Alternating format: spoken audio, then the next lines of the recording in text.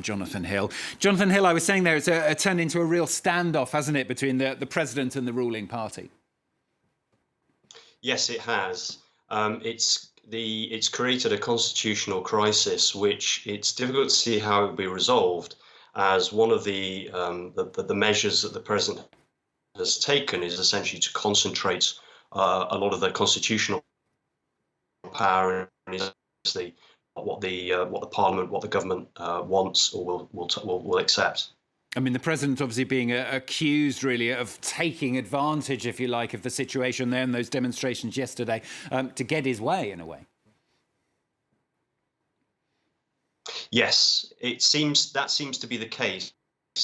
I'm looking at some of the clauses in the Constitution. It's not entirely clear on what basis measures that he has, but clearly he's looking to take advantage of the unrest yesterday and over the last few weeks to try and bolster his position and kind of force through some of the bigger constitutional changes that he wants.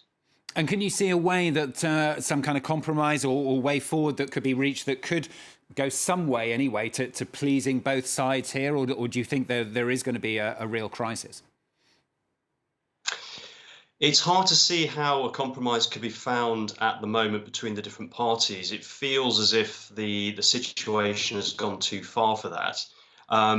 The relationship between Parliament and the President has always been uneasy, even before these latest developments. And it's, as I say, it's difficult to see how that could be repaired.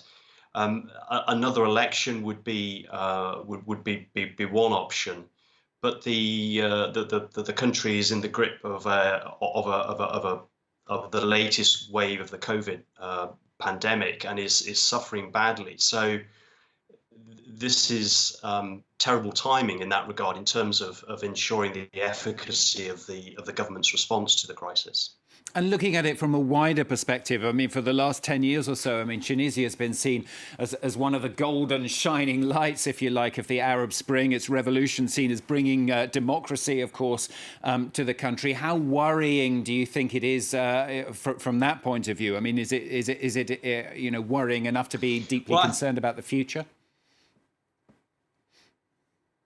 I think there are reasons to be concerned in terms of some of the measures that the president has perhaps taken in terms of not convening a constitutional court, in terms of extending his authority over the police and the armed forces, that potentially he is concentrating power in his own hands, and the way that this is all played out.